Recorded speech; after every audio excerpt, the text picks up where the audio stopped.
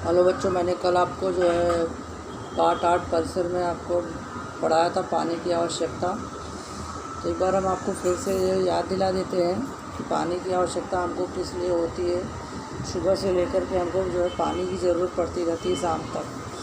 खाना बनाने से लेकर के कपड़े धोने तक, फैक्ट्रियों में, कारखानों में, हर तरीके से जो है हमको जो है पानी की ज़रूरत पड़ती है।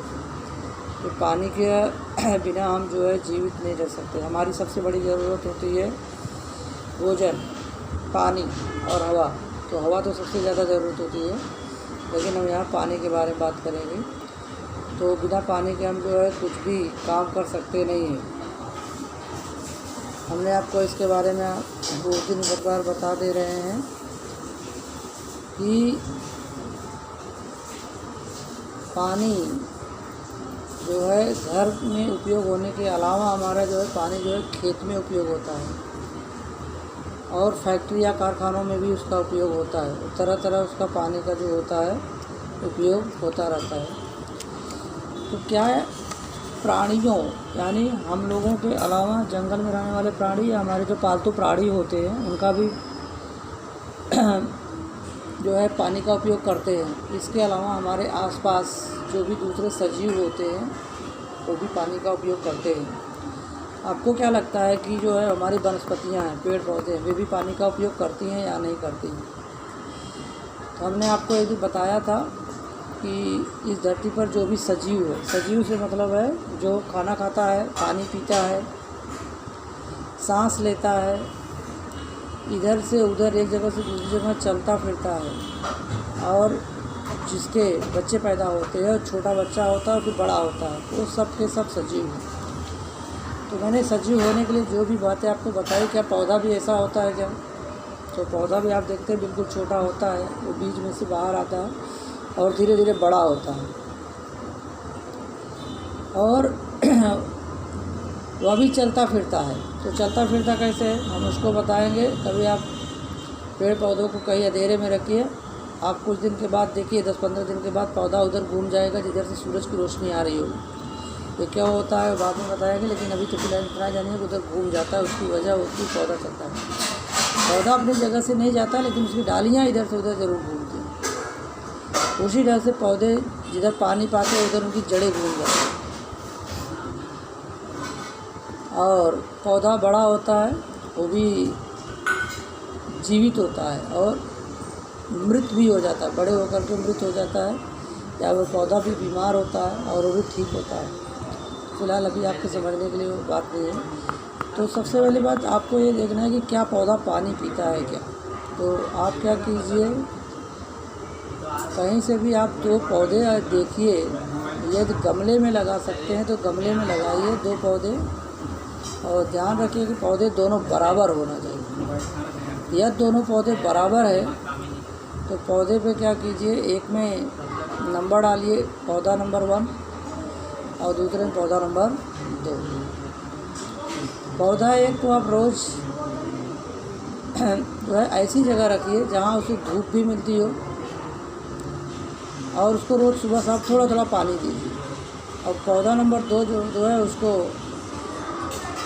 धूप में तो रखिए, लेकिन उसको पानी मत दीजिए। और फिर आप कुछ दिन बाद देखिए कि दोनों पौधों में क्या आपको अंतर दिखता है। तो आप देखिए कि जो पौधा नंबर 1 है वो पौधा बिल्कुल हरा भरा है और बढ़ भी रहा है, लेकिन जो पौधा नंबर 2 है वो पौधे की पत्तियां देखेंगे वो मुरझा गई है और वो बढ़ भी नहीं रहा है। और हो सकता है कि ऐसा भी हो कुछ दिन के बाद वो पौधा आपको सूखा हुआ दिखे। तो इसका मतलब होता है कि पौधे को भी पानी की आवश्यकता होती है, पौधे को जीवित रहने के लिए, क्योंकि पौधा क्या है, सजीव है। हमने पहले ही बोला कि जो सभी तरह जो हरी भरी पत्तियाँ होती हैं वो भी जीवित रहने का प्रमाण है। एक पत्ती सूख रही तो उसका मतलब है कि उसको पानी की ज़रूरत है। और ये जो उसमें फिर पानी डाल के देखिए, शाम को पानी डालिए, दूसरे दिन देखिए कैसा बिल्कुल हरा भरा हो जाए। इसका मतलब है कि उसको पानी मिल गया, उसकी प्यास बुझ गई। इसका मतलब है उनको भी पौधों की ज़रूरत, उन पौधों को भी पानी की ज़रूरत होती है। और उसको भी नियमित रूप से पानी दीजिए। इसके बाद देखेंगे कुछ दिन के बाद वो दूसरा वाला पौधा भी पहले वाले पौधे की तरह बिल्कुल हरा भरा दिखेगा और वो भी बढ़ना शुरू कर दिया है। इससे पता चलता है कि हमारे पौधों को भी पानी की आवश्यकता होती है। इसीलिए हम जो भी पौधे रोपते हैं, अपनी ज़रूरत के लगाते हैं, हमें क्या करना चाहिए, उसे बीच बीच में पानी देते रहना चाहिए। अभी बारिश हो रही है तो कोई ज़रूरत नहीं होती पानी देने को, लेकिन ज़्यादातर गर्मी के मौसम में दिक्कतें होती है, पौधों को पानी नहीं मिल पाता। तो बात यह है कि छोटे पौधों को पानी देना या बड़े पौधों को पानी देना। छोटे पौधे जो होते हैं उनकी जड़ें धरती के अंदर बहुत कम होती हैं, इसीलिए गर्मी में धरती का ऊपर का भाग का पानी सोख लेता है, इसलिए उनको पानी नहीं मिल पाता, इसलिए वो सूखने लगते हैं। जबकि जो पौधे बहुत बड़े बड़े हैं, मोटे मोटे, उनकी जड़ें ज़मीन के अंदर काफ़ी गहरे होती हैं और वह कम से कम इतने गहरे होती हैं कि ज़मीन के अंदर का पानी वे खींच लेती हैं और शोषित कर लेती है। इसीलिए उन पौधों को पानी ना भी दिया जाए तो भी वे पौधे हरे भरे रहते हैं। लेकिन ये जो पौधों को आप अच्छे से पानी देंगे, बड़े पौधों के, तो उसमें लगने वाले फल जो होंगे वो पर्याप्त मात्रा में होंगे और बड़े बड़े होंगे। पानी नहीं पाते तो उनके फल जो होते छोटे हो जाते हैं और उनके फल भी सूख कर के गिरते हैं। तो ये ध्यान में रखना है कि हमें पौधों को पानी देना ही चाहिए। और भी पानी आप देखते हैं, अभी गांव में है तो आप लोग देखते होंगे कि अपने गांव में धान की रोपाई हुई है या दूसरे और भी कोई फसलें बोई गई है, तो पानी रोज़ बरस रहा है तो ठीक है, नहीं बरस रहा होगा तो देखते होंगे कि वो फसलें सूख के नहीं लगती है। और किसान लोग क्या करते हैं, उनको पानी की सिंचाई करते हैं। गांव में जो पंपिंग सेट होते हैं या उसके और कोई भी तरीके होते होंगे, उससे किसान जो होता है पानी की सिंचाई करते हैं और उन पानी की सिंचाई के माध्यम से हमारी फसलें हरी भरी रहती है और तभी उनको जो है पर्याप्त मात्रा में फसल आएगी। अगर अन्यथा जो है फसलें सूख जाएंगी या कम पानी मिलने की वजह से फसलों में अनाज की मात्रा कम हो जाएगी। अभी आपको जंगल में उगने वाली वनस्पति, जो जंगल में पेड़ पौधे उगते हैं, क्या उनको भी पानी की आवश्यकता होती है? और हाँ, होती है। उन्हें पानी मिलता कहाँ से?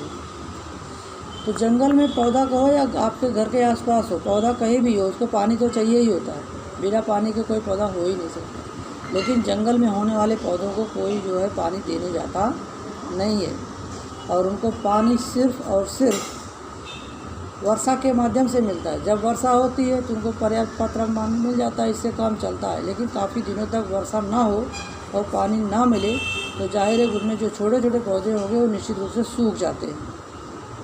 या सरकार द्वारा कुछ ऐसे पेड़ पौधे लगाए जाते हैं तो उनको पानी देने की व्यवस्था की जाती है। तो इससे जो होता है उन पौधों को तब तक पानी दिया जाता है जब तक कि पौधे इतने बड़े ना हो जाएं कि वो खुद से जीवित रहे, यानी उनकी जड़ें ज़मीन के अंदर इतनी गहरी चली जाएं कि जहाँ से वह खुद से पानी ज़मीन के अंदर से खींच सके और सूख सके। अब ज़मीन का पानी या ज़मीन में पानी अंदर जाता कैसे है? सबसे बड़ी बात तो है, क्या ज़मीन में कोई ऐसा होल होता है क्या ज़मीन में जाता है? तो उसके लिए हम आपको बताएं, ज़मीन के अंदर होल तो दिखता नहीं है, बिल दिखता नहीं है। कहीं कहीं बिल होती है, वो बिल चूहे की होती है, लेकिन वो चूहा का बिल जो होता है कुछ हद तक कहीं तक होता है, पूरी जगह नहीं होता है। तो फिर ज़मीन के अंदर पानी जाता कैसे है? सबसे बड़ी बात है, तो ज़मीन के अंदर जो मिट्टी होती है उस मिट्टी के छोटे छोटे कण होते हैं। वो छोटे छोटे कण कितना भी आप पास हो, लेकिन उनमें छिद्र होता ही है और उन छिद्र के द्वारा जो है पानी अंदर जाता है ज़मीन के अंदर। और वही ज़मीन के अंदर गया हुआ पानी पौधे की जड़ें खींच करके जीवित रहती हैं और वही ज़मीन के अंदर गया हुआ पानी गांव में जो आपके नल होते हैं वो नल में आता है। या गांव में पहले कुआं होता था, फिलहाल अभी नहीं होता, कहीं कहीं होगा तो देखिए, तो वहाँ भी कुएं के अंदर जाने वाला पानी ज़मीन के अंदर का सोखा हुआ पानी ही होता है। तो ये सब कैसे होता है? जैसे अभी आप खुद देखें, आपके शरीर में कहीं छिद्र होते हैं, छेद होते हैं क्या? तो आप नाक होती है, आप नाक बोलेंगे पानी आता है सिर से, आप मुंह से पानी पीते हैं, लेकिन आपकी आंखों से पानी निकलता है, आप रोते हैं तो कभी। इसके अलावा कभी आप खेलिए, कूदिए, दौड़ के आइए तो देखिए आपको क्या होता है, माथे पर खूब पसीना होता है, पसीना एक तरह से पानी होता है। आपके हाथों पर पानी आ जाते, पैरों पर आ जाते, पसीना आपके गर्मी के मौसम में आप पसीना निकलते हुए देखते हैं। आखिर ये पसीना आपके कैसे आ जाता है? तो पसीना आने का मतलब है कि आपके शरीर में जो होते हैं, जहाँ पतले पतले छोटे छोटे बाल दिखते हैं, वहाँ छिद्र होते हैं, और वो छिद्र इतने पतले हैं कि हमको आँखों से दिखता नहीं है, लेकिन होता है, तभी तो पानी शरीर के पानी निकल के बाहर आता है। और ये ऐसा नहीं होता तो शरीर के अंदर का पानी निकल करके आता नहीं पसीना के रूप में। और केवल शरीर के अंदर से पसीना ही नहीं निकलता, बल्कि आपको पसीना अंदर जाता है। यह कैसे जाता है? आप ठंडी के मौसम में नहाने से कतराते हैं ना, तो उसकी वजह क्या है? जब आप नहाते हैं तो आप ठंडी फील महसूस करते हैं, आपको ठंडी लगती है। उसकी वजह यह है कि जब आप नहाते हैं तो पानी का जो ठंडापन होता है आपके शरीर के उन पतले छिद्रों से अंदर जाता है, जिसकी वजह से आपको ठंडी लगती है। यदि आपके शरीर का जो चमड़ी है ये प्लास्टिक की तरह होता है, जैसे बारिश में आप रेनकोट पहनते हैं तो कितना भी बारिश हो आपके शरीर को पानी टच नहीं करता था, तो कुछ ठंडा नहीं लगता। तो शरीर का जो चमड़ी होता है वो प्लास्टिक की तरह नहीं है कि बाहर का पानी अंदर ना जाए या अंदर का पानी बाहर ना आए, क्योंकि जैसे रेनकोट पहनते तो ऐसा ही होता है। तो इसलिए ध्यान में रखिए कि हमारे शरीर के अंदर जिस ढंग से दिखता नहीं है लेकिन फिर भी छिद्र होता है, जिसकी वजह से हमारे दौड़ने पर या गर्मी पड़ने पर पसीना होता है, शरीर के अंदर का पानी निकलता है। शरीर के अंदर का पानी निकलने पर हमको प्यास लगती है, और इसीलिए हम पानी फिर से पी लेते हैं। जितना पानी पिएंगे उतना पसीना आपको निकलेगा, और आप नहीं पानी पिएंगे तो आपको शरीर के अंदर पानी न होने की बीमारी हो जाएगी। तो इसी तरह से ज़मीन के अंदर भी वही हाल है कि ज़मीन में पानी क्या होता है, जो पानी बारिश होती है और बारिश का पानी ज़मीन के अंदर ऐसे ही दिखता नहीं है, लेकिन पतले पतले छिद्र होते हैं, इसलिए वो नीचे चला जाता है। ओके, अभी आपको पेज नंबर 51 पे देखोगे, मैंने जो आपको भेजा है उसमें जो किताब होगी आप किताब में देखना, नहीं तो मैंने भेजा है उसमें देखना। तो आपको क्या है कि कुछ पौधे ऐसे होते हैं जो हमेशा ही पानी में ही होते हैं। ये जो बच्चे गांव में गए हैं वो लोग साफ साफ देख रहे होंगे कि वहाँ जो धान की खेती की गई है, धान की फसल को हमेशा पानी चाहिए, बिना पानी के वो सूख जाएगा, बिना पानी के वो जीवित ही नहीं रह सकते। इसके अलावा आप लोग यदि नहर के किनारे कभी आप गए होंगे तो नहर के किनारे देखिए बिल्कुल हरा हरा लंबा लंबा आपको पौधा दिखेगा, उसे गांव में हाथी चारा बोलते हैं। उसका दूसरा नाम रामबाण है या गोंद पटेर भी नाम बोलते हैं। वो आप देखोगे नहर के किनारे, कभी कभी तो नहर के अंदर भी देखो, बहुत दिन से नहर न साफ हो तो वहाँ या नहर के बाहर पानी इकट्ठा रहता है, जहाँ गड्ढा खोद के नहर को ऊँचा किया गया रहता है, वहाँ देखिए वो फसलें दिखेंगे। वो भी ऐसा पौधा है जिसको पानी चाहिए ही चाहिए, और पानी नहीं पाएगा तो बिल्कुल सूख जाएगा। आपको क्या लगता है कि कोई और इस तरह का पौधा होता है क्या जो बिना पानी के जीवित रह सके? तो ऐसा नहीं है। कमल, कमल एक फूल होता है, आपको मालूम है हमारे देश का राष्ट्रीय फूल है। वो कमल को पानी हमेशा चाहिए ही, और बिना पानी नहीं मिलेगा तो सूख जाएगा। सिंघाड़ा एक तरह से खाने वाला चीज़ है। वो ऊपर से जो होता है बिल्कुल काला काला दिखता है, और आप उसके काले पर के छिलके को निकाल देंगे तो अंदर सफ़ेद होता है और खाया जाता है। उसकी रोटी वगैरह भी बनाते हैं, उसके अलग तरीके हैं। तो सिंघाड़ा भी जो होता है वो हमेशा पानी में ही रहेगा, पानी नहीं रहेगा तो सूख जाएगा। इसी ढंग से आप जहाँ गांव गए हैं तो वहाँ एक प्रकार की वनस्पति होती है जलकुंभी, जिसे जलपर्णी भी बोलते हैं। वो भी देखेंगे गांव में, अगल बगल तालाब है, वहाँ देखेंगे आप घर वालों से किसी पूछेंगे तो भी देखेंगे पानी के ऊपर वो तैरता हुआ नज़र आएगा। उसके छोटे छोटे पत्ते होते हैं आपके हाथों के बराबर। वो ऐसे सब वनस्पतियाँ हैं जो हमेशा पानी में ही रहते हैं, और ये पानी सूख जाएगा तो वनस्पतियाँ भी सूख जाएंगी। जब पानी अगली बार बारिश होगी तो फिर से वापस से जीवित हो जाते हैं, अदरवाइज ये सूखा रहता है। लेकिन सभी पौधे ऐसे नहीं हैं, उनको ज़्यादा पानी मिलेगा सूख जाएगा। गेहूँ है, चना है, मटर है, आलू है, इन सबको ज़्यादा पानी दिया जाए तो पानी सूख जाती है। ओके, अभी गर्मी के मौसम में बाग के पौधों को अधिक पानी क्यों देना पड़ता है? तो मैंने इसके थोड़ा पहले मैंने बताया था।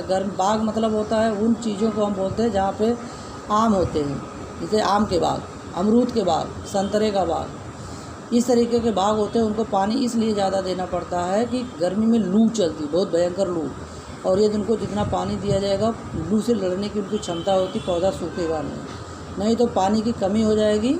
तो आम में जो फल आए हैं वो फल भी छोटे छोटे होंगे, और उनके फल जो है सूख करके अपने आप गिरने लगेंगे। इसीलिए गर्मी के मौसम में बागों की सिंचाई की जाती है ताकि अधिक से अधिक फल हो और बड़े बड़े हों।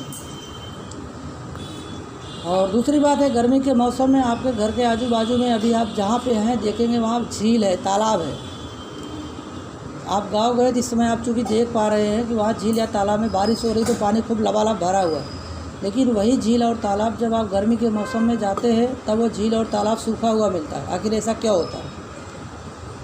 उसकी वजह यह है कि झील या तालाब का जो पानी होता है गर्मी के मौसम तक, जब आप यहाँ गांव जाते हैं तब क्या होता है, तब तक पानी जो होता है कुछ तो ज़मीन के अंदर जो मैंने बोला छिद्र होते हैं वो सोख लेती है, और कुछ पानी क्या होता है पूरे वर्ष सूरज की रोशनी में भाप बन करके उड़ जाता है। इसीलिए जब आप गांव में जाते हैं तो झील या तालाब का पानी बिल्कुल कम हो जाता है या तो सूख जाता है, और जो तालाब का पानी अभी तक भरा हुआ है। बराबर। तो इसलिए हमने इस पार्ट में जो हमने पढ़ा पानी हमारी आवश्यकता है, तो इसमें आपने क्या क्या सीखा? उसमें आपने सीखा कि हमारे सजीवों को जो होता है पानी की आवश्यकता होती है। तो मैंने पहले सजीव बताया, सजीव क्या चीज़ होता है मैंने पहले बताया, फिर से आपको एक बार याद दिला दे रहे हैं। सजीव उन चीज़ों को कहते हैं जो एक दिन पैदा होता है बिल्कुल छोटे रूप में, और फिर बड़ा होकर के वो बूढ़ा हो जाता है, या कभी कभी बीमार हो जाता है, या कभी कभी दुर्घटना हो जाती है तो मर जाता है। ये सजीव होता है। हर सजीव जो होता है उसको भूख लगती है और वो खाना खाता है और टॉयलेट करता है। हर सजीव को प्यास लगती है, वो पानी पीता है और पेशाब भी करता है। हर सजीव जो है वो क्या करता है, सांस लेता है। उसे सांस लेने के लिए हवा की आवश्यकता होती है। हम लोग सांस लेते हैं तो ऑक्सीजन लेते हैं, और हमारे नाक से जो निकलता है उसको कार्बन डाइऑक्साइड बोलते हैं। तो कार्बन डाइऑक्साइड पौधे लेते हैं, और पौधे बदले में ऑक्सीजन देते हैं, उसे हम लेते हैं। इसके अलावा हर सजीव को क्या होती है, संवेदनशीलता होती है। संवेदनशीलता से मतलब आपको एक सुई चुभो दे, आप क्या करेंगे, दर्द से आप चिल्ला उठेंगे। तो जो निर्जीव रहेगा, जिसको जान नहीं रहे, पत्थर को सुई चुभो तो चुभे भी नहीं, और चुभ भी गया तो वो आपकी तरह चिल्लाएगा नहीं। और आपको सुई चुभेगी तो आप दर्द से चिल्लाएंगे भी, और साथ में आपके शरीर से खून निकलेगा। पत्थर के अंदर न तो दर्द से चिल्लाएगा और खून नहीं निकलेगा, इसका मतलब वो निर्जीव है। या आपके अगल बगल आपका जो बिस्तर है, तकिया है, गद्दा है, किताब है, उसमें सुई चुभो दर्द से चिल्लाएगा नहीं, क्योंकि वो क्या होता है, वो निर्जीव है। सजीव जो होता है वह एक जगह से दूसरी जगह चलता है। आप लोग एक जगह से दूसरी जगह टहलते रहते हैं, कुत्ता, बिल्ली, घोड़ा, गाय सब चलते रहते हैं। पौधा भी मैंने बोला, पौधा किस तरह से चलता है, पौधा तो एक ही जगह रहता है, लेकिन उसका जो टहनी है सूरज की रोशनी की ओर घूम जाता है, या जिधर पानी होता है। तो ऐसी चीज़ों को हम क्या बोलते हैं, सजीव।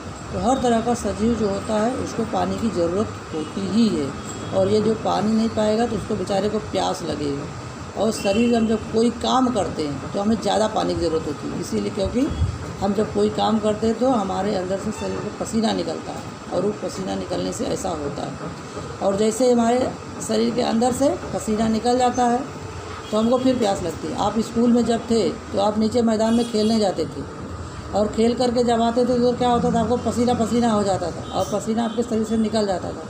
तो आप लोग दौड़ के क्लास में आते थे, तुरंत चिल्लाते पानी पानी करके, आप तुरंत पानी की बोतल लेकर के नल के पास जाते। उसकी वजह वही है, क्योंकि जब आप खेलते हैं तो आपका शरीर ज़्यादा काम करता है, और ज़्यादा काम करने से शरीर का पानी ज़्यादा निकलता है पसीने के रूप। और जब शरीर को पसीने में निकला तो पानी कम, तो आपको प्यास वापस लग जाती है।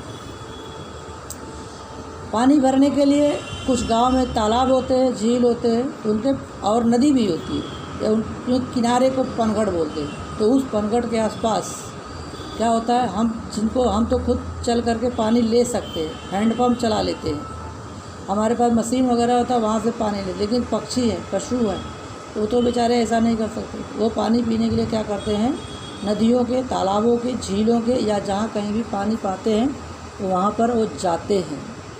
तो उसे जहाँ पे जाते हैं उस किनारे को हम क्या बोलते हैं, पनघट, है ना। और हम अपनी वनस्पतियों को क्या करते हैं, वो तो बेचारे न तो कुएँ से पानी निकाल सकते हैं पेड़ पौधे, न तो नल से निकाल सकते हैं, और न नदियों, तालाबों, झीलों तक जा सकते हैं। तो हमारी आपकी मेहरबानी पे रहते हैं बेचारे। हम आप उनको पानी दिए जीवित, अन्यथा तो वो सूखेंगे, या तो भगवान उनको पानी देता है बारिश के रूप में।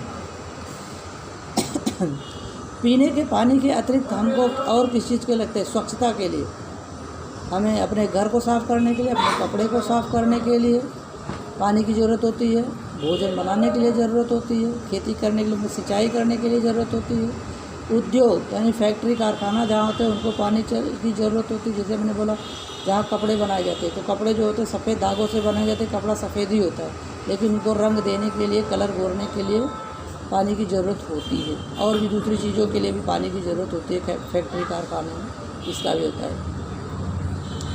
और भी पानी जो होता है, वनस्पतियाँ क्या करती हैं, बड़े बड़े पेड़ हैं वो अपनी जड़ों द्वारा पानी को शोषित कर लेती हैं, वहाँ से उनको पानी का उपयोग हो जाता है।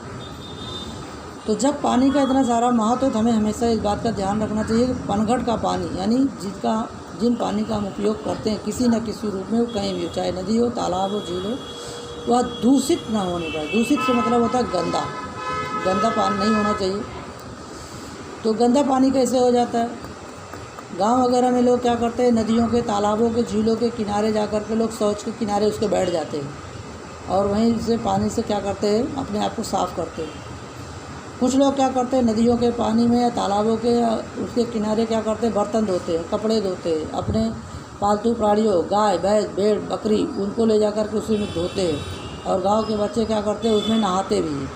तो इससे क्या होता है, पानी गंदा हो जाता है। तो हमको क्या करना है, इस तरह के पानी गंदा नहीं करना चाहिए। और शहरों में क्या करते हैं, कुछ लोग क्या करते हैं, घर का कचरा ले जा कर के उसी नदी में फेंक देते हैं। आप लोगों ने कभी स्कूल आते समय आपने देखा होगा, जब स्कूल की जो जिसे आप नाला बोलते हो, नाला नहीं एक्चुअल में नदी है, लेकिन लोगों के क्या करने, कचरा फेंकने की वजह से क्या बन जाता है, नाला बन जाता है। तो इसी ढंग से आसपास जहाँ भी नदी, तालाब, झील होता है, लोग क्या करते हैं, थैले कचरा फेंक देते हैं। कचरा फेंकने से क्या होता है, वो सड़ जाता है, पानी ख़राब हो जाता है और इसलिए वह पानी किसी तरह से उपयोग करने के लायक नहीं रह जाता है। और पानी में रहने वाले जीव, ज़्यादातर मछलियाँ जो आपकी जल की रानी है, और उस गंदे पानी से क्या हो जाता है, मछली बीमार पड़ जाती है, क्योंकि वो उसे पानी में हमेशा रहती है, पानी उसका सब कुछ है, भोजन है, सब कुछ है। तो मछली के अलावा कुछ और दूसरे प्राणी भी पानी में होते हैं, वो सब के सब बीमार हो जाते हैं और वो बेचारे मर जाते हैं। तो आपको क्या लगता है, मछलियाँ पानी में मरे अच्छा है? कभी नहीं। दूसरी बात, कुछ लोग मछली खाते हैं, तो जब ही सी बात है, ये नदी का पानी, तालाब का पानी, झील का पानी गंदा होगा और उस गंदे पानी से ये मछलियाँ बीमार होएंगी और उन मछलियों को पकड़ करके मछली वाले जब बेचेंगे तो उस मछली को जो खाएगा वो भी बीमार हो जाएगा। तो उसकी गलती कौन किया? गलती इंसान करता है और फिर बीमार भी इंसान ही होता है। इसीलिए हमें ध्यान में रखना है कि पानी को, जो पानी के स्रोत है, स्रोत मतलब पानी जहाँ कहीं से भी मिलता है, नदी, तालाब, झील, कुआँ, उस पानी को हमें गंदा नहीं करना चाहिए और जितना होना चाहिए हमें उसकी बात का ध्यान रखना चाहिए कि नदी, तालाब, झील, जो भी है, समुद्र, वो साफ़ अधिक से अधिक बना रहे। और ये किसी एक की नहीं, हम सबकी जिम्मेदारी है। इसके अलावा पेज नंबर 52 पे आप देखेंगे, उसमें एक स्वाध्याय दिया गया है। अभी आपको करना क्या है, तो करना क्या है, कुछ चीज़ें आपको पता हो, अच्छी बात, नहीं पता हो तो आप अपने घर वालों से पूछें। जब गर्मी खूब पड़ती है तो गर्मी में जंगल के प्राणी, ज़्यादातर नीलगाय, सियार, कभी कभी आपको घरों तक चले आते हैं। आखिर ऐसा क्या होता है, जंगल का रहने वाला प्राणी आपके घरों तक क्यों आ जाता है? उसकी वजह है कि जंगल में रहने वाला प्राणी आपके घरों तक आ जाता है क्योंकि जंगल में या जंगल के आसपास पानी का जो स्रोत है, नदी, तालाब, झील, वो सूख जाता है और उनको पीने को पानी मिलता नहीं है और वो बेचारे प्यास से बिल्कुल परेशान होते हैं। इसीलिए जब गांव के लोग सो जाते हैं तो उस पीने के पानी के लिए क्या होता है, वो लोग गांव में चले जाते हैं क्योंकि उनको उम्मीद होती है कि गांव में कहीं ना कहीं पीने को पानी मिल जाएगा। इसीलिए क्या करना चाहिए, आप लोग बच्चे छोटे हैं लेकिन जो बड़े लोग होते हैं, गांव में प्रधान होते हैं या सरकार की ऐसी कुछ संस्थाएं होती हैं जो जंगल के प्राणियों के पीने के पानी की व्यवस्था करती हैं। बीच में नहर में पानी दिया जाता है और नहर के आसपास या जहाँ भी नदी, तालाब, झील होता है, बीच में पानी आता है, उसको भरा रहता है ताकि वे प्राणी जो है वहाँ जो है पानी पी सके और कोई प्राणी प्यास की वजह से मरे नहीं और वे जंगल के प्राणी जो है गांव में आए नहीं। इसके बाद देखेंगे तो गर्मी में हम तरबूज, ककड़ी, खरबूज, खीरा, ये सब खूब खाते हैं। क्यों? उसकी वजह होती है कि आप हो सकता है बोल सकते हैं अच्छा लगता है, ठीक है अच्छा लगता है, लेकिन उसकी वजह गर्मी में क्या होता है, अपने शरीर को क्या होता है, पानी की बहुत ज़रूरत होती है। और मैंने जिन फलों के नाम बोला, तरबूज, ककड़ी, खीरा, इन सब में क्या होता है, बहुत ज़्यादा पानी होता है। तो जैसे आप खाते हैं आपका मुँह एकदम पानी पानी हो जाता है, आपकी प्यास बुझ जाती। इसीलिए जो होता है इनके अंदर तरबूज, ककड़ी, खीरा, खरबूजा के पानी होता है। इसलिए हम इसको ज़्यादा से ज़्यादा गर्मी में उपयोग करते हैं, क्योंकि गर्मी में हमको प्यास लगती है। कभी कभी आपके घर में कोहड़े की सब्ज़ी बनती है। अब कोहड़ा कुछ लोग उसको भोपला भी बोलते हैं। तो उसकी सब्ज़ी कैसे पकाते हैं, और उसमें पानी डाला नहीं जाता, और जितना पानी डाला जाएगा उससे ज़्यादा पानी हो जाता है। उसकी वजह है कि जब पकाते समय कहाँ से पानी आ जाता है। या एक प्रकार की सब्ज़ी होती है, उसे नेनुआ बोलते हैं, और इधर नाम नहीं आ रहा है, हरा हरा होता है, आप पूछेंगे तो घर वाले। वो भी ऐसी सब्ज़ी है कि उसमें भी आप पानी नहीं डालिए, लेकिन पकाते समय उसमें पानी पानी हो जाता है। उसकी वजह होता है पहले से उसमें क्या होता है, पानी मौजूद रहता है ना, इसलिए उसमें पकाते समय अपने आप पानी आ जाता है। लेकिन सभी सब्जियों के साथ ऐसा नहीं होता। इसके अलावा अभी आपके जो और उत्तर देखिए, संक्षेप में उत्तर लिखा है, हम आपको मौखिक रूप से बता दे रहे हैं, आप उसको लिखित रूप में लिख लीजिएगा। हमारे शरीर में पानी किन रूपों में पाया जाता है। तो हमारे शरीर में पानी किन रूपों में पाया जाता है, इसका उत्तर आपको जो है पहले ही बताया गया है। उसका है पेज नंबर 46 पे, कि हमारे शरीर में पानी जो है आंसू के रूप में पाया जाता है। हम रोते हैं तो आंसू निकलते हैं, और लार के रूप में। आप इमली देखते हैं, रसगुल्ला देखते हैं तो आपके मुंह में पानी आ जाता है, तो वहाँ होता है।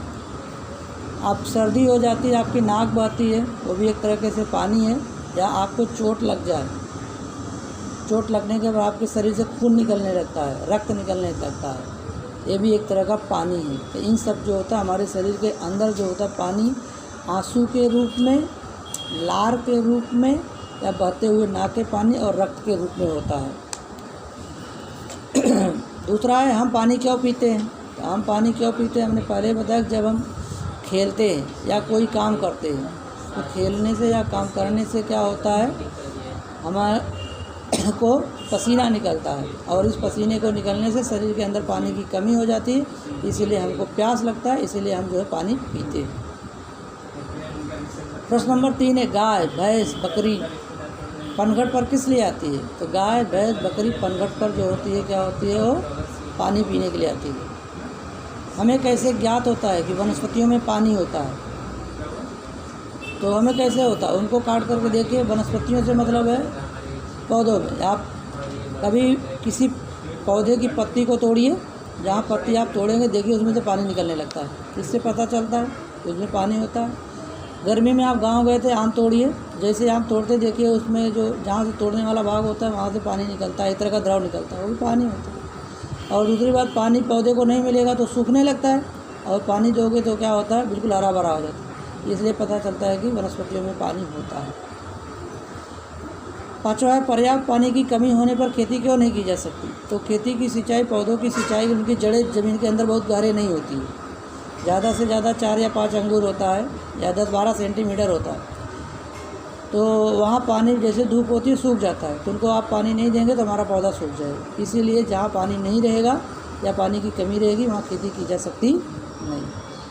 बड़े शहरों को नंबर 6, बड़े शहरों को अधिक पानी की आवश्यकता क्यों होती है। बड़े शहरों में ज़्यादा से ज़्यादा लोग रहते हैं, और वहाँ पे जो होता है नदी अगल बगल हो सकती है, लेकिन तालाब, झील वगैरह बहुत कम होते हैं। तो उनको ज़्यादा से ज़्यादा लोग हैं, तो ज़्यादा से ज़्यादा उनको क्या होता है, पानी की आवश्यकता होती है अपने उपयोग के लिए, खाने बनाने के लिए, पीने के लिए, नहाने के लिए, कपड़े धोने के लिए, घर धोने के लिए, कारखानों में, फैक्ट्रियों में, उद्योग के लिए। इसके लिए वहाँ पानी ज़्यादा लोग रहते हैं, इसलिए पानी की ज़्यादा आवश्यकता होती है।